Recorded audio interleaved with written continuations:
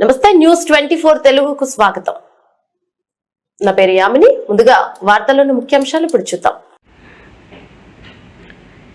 జగిత్యాల జిల్లా రాయికల్ మండలంలోని బోర్నపల్లి గోదావరి నుండి ఇసుక అక్రమ రవాణా వ్యవహారం తీవ్ర చర్చనీయాంశంగా మారింది.